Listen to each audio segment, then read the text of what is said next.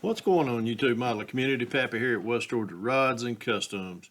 Going to do another part of the tutorial series. I started this week as far as showed everyone a wet sanding technique like I like to use. Where I was actually doing the wet sanding on this body prior to actually spraying the clear. So we did the wet sanding on the base coat, which I had a real good base coat on it. We come in, we did the wet sanding, dried it off. Last night, which was Tuesday night, we took it out to the garage. It was a very nice, mild evening. Temperatures were around 75 degrees. I did this body with 4 coats of TS13. This is out of the rattle can. I didn't airbrush it or anything. Just I was lazy. Decided I would just spray it out straight out of the rattle can. So we put 3 good coats on, 4 good coats actually. I apologize. It wasn't 3. It was 4. What I do when I spray my clear, first thing I do is make sure there's no dust nibs on it or anything, and then I'll spray what I call a tack coat, and it's just a very light coat. It shines just a little bit, and then once I achieve that, I set a timer. Usually let it between coats. I'll spray about 5 minutes, and I'll let it dry for 5 minutes, and I'll come back and do another coat. And then I'll repeat that until I've got to my 4th coat. Okay, I finished spraying last night around probably about 6, somewhere around 6 o'clock in the evening. Well, right now it is actually 6:51 Wednesday night. So, with that being said, just 24 hours, and I'm actually going to buff this out. This is what I'm going to be doing tonight in as far as with the tutorial series, is buffing this car out. I have already, I've already buffed the hood, sprayed the hood also last night, and look at that shine. That is just mirror-like. So how did I do that? Well, there's a couple of ways to do it. You can either hand rub it, and I'm going to do something that's not really, I'm going to show everyone, but it's not for the faint of heart. If you've never done this, I would say do it, but if not, if you're comfortable with using a Dremel as a polishing tool, go right ahead. That's what I'm using. What do I use? I use this Dremel Micro, which has got variable speeds on it, and this buffer that I use is by the Dremel company. It's a polishing cloth, which is just very soft. It's actually about like t-shirt type material. It's a 423E, and you can interchange it out on these little interchangeable bits that Dremel has. And I go through these really. When I go to Home Depot, which that's where I purchase these at, I'll buy 2 or 3 at a time, and they're just 1-inch polishing pads, and they're very thin when they first start out, but once you use them a little bit, they get a little fuzzy. They turn into a perfect polishing pad. Now, what do you do, and what do I use? Okay, well, of course, we're using this, and we're going to use it at the lowest speed. Forgive me, I hate it when when somebody turns the Dremel on during a live chat or something like that. But when I first turn it on, of course, it goes to, I think, 15. I run it at a 5, which is actually the lowest setting. I can actually talk above this and polish. So that's what we'll be utilizing. I actually polished the hood out with that polishing pad right there. What I use is the Novice number 2 fine scratch remover. I haven't even the clear that I sprayed on here was actually it was actually smooth enough. I didn't have to wet sand it. So with that, there was no orange peel in it. So I've already polished. I've polished the back trunk area, the front fenders, the cowl, and this side right here, the driver's side. I'm going to show y'all how I will do the passenger side. As y'all can tell, this has got a lot of shine to it. There's no orange peel at all in it. So all I do is I will put just a light coat And you see, when I say a light coat, it's just a light little stream down each fender line. I take my finger, make sure your finger's good and clean. You don't have any, no sand or, nothing that'll scratch that surface. And all I do is just kind of blend lightly everything in. And I just kind of just drag it down through there like that. Is that polishing it? No, not really. But you let the polishing pad do the work for you. Okay, now that I've got an even amount distributed out, I keep a lot of my microfiber towels pretty handy. That way I can wipe my finger off and we're going to get started. Now, what am I going to do? Like I said, just turn it on, bring it down to the lowest setting right there, which is a 5. And then you don't have to put a lot of pressure. You're just pick you an area and you got to move it. Now you can't, just leave it in one area. If you do that, of course, it'll burn through. And I just do like the top part of just the top part of these fenders coming all the way down that body line. I try to stay away from like a body line, where I put a lot of pressure on a body line, like that ridge right there. I don't want to burn through that because it will do it.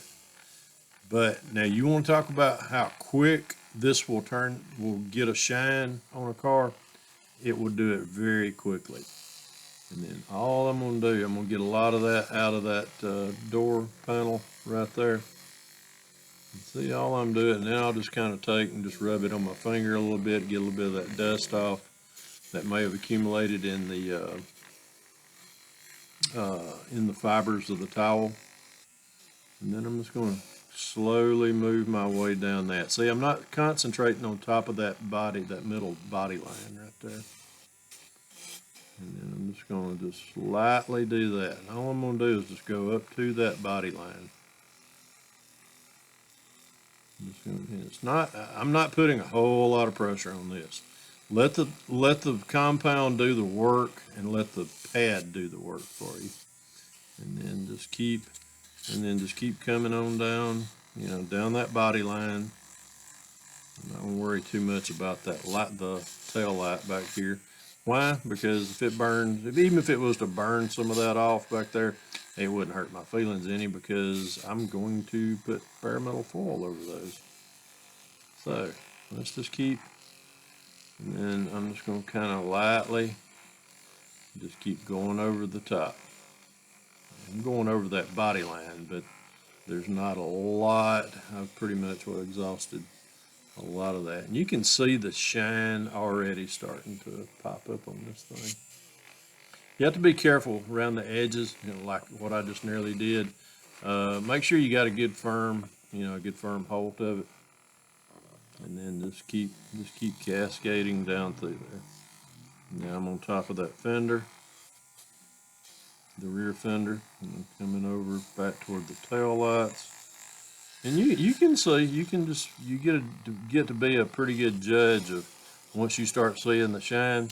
Shut it off, and then I just take I'll take one of these micro towels, little microfiber towels, and any of the excess,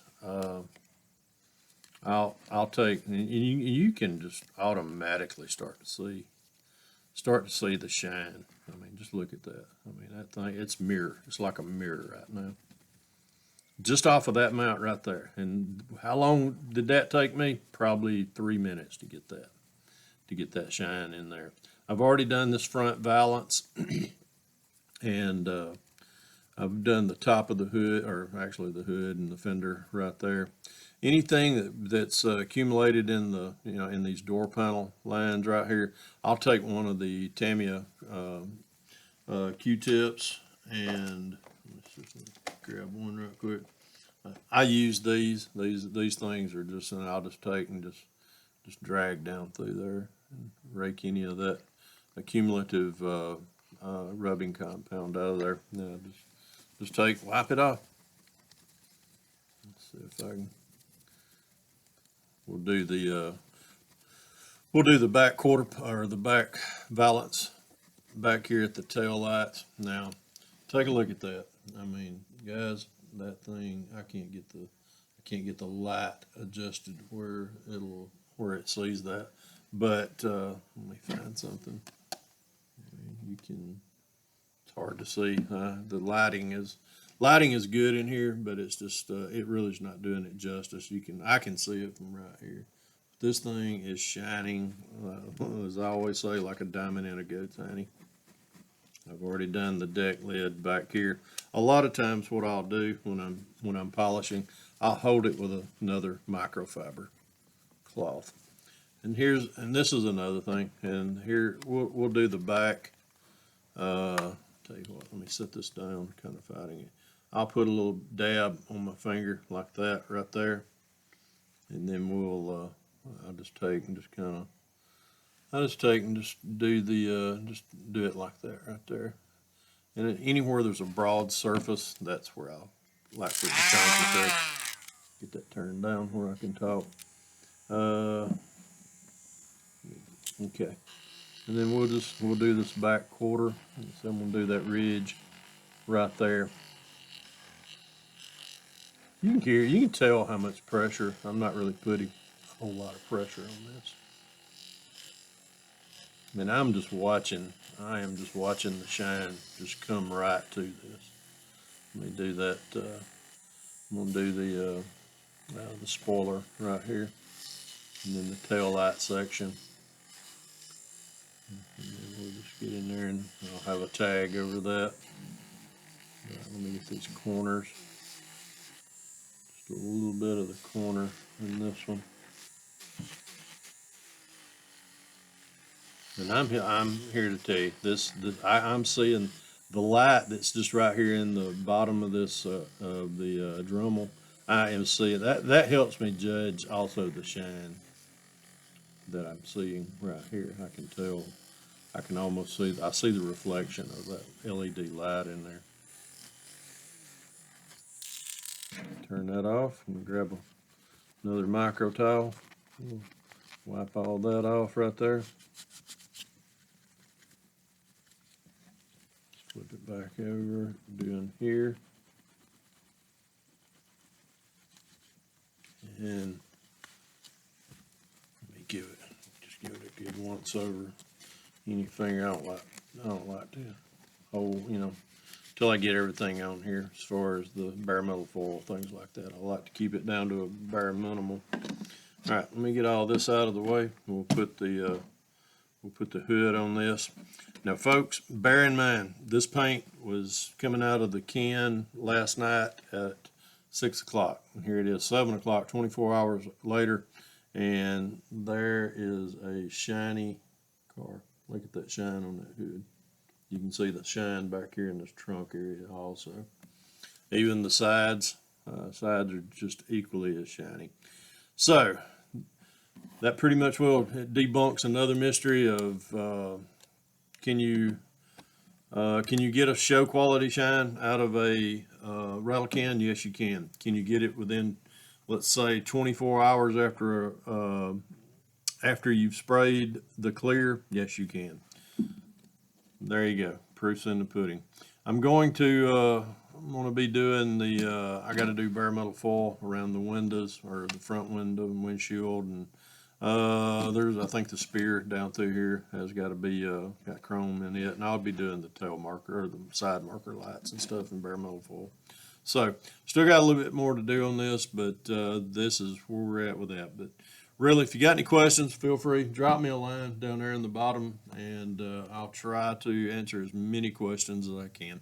Anyhow, folks, hope this helps you out. Remember, if you can dream it, build it. God bless y'all. Pappy out here.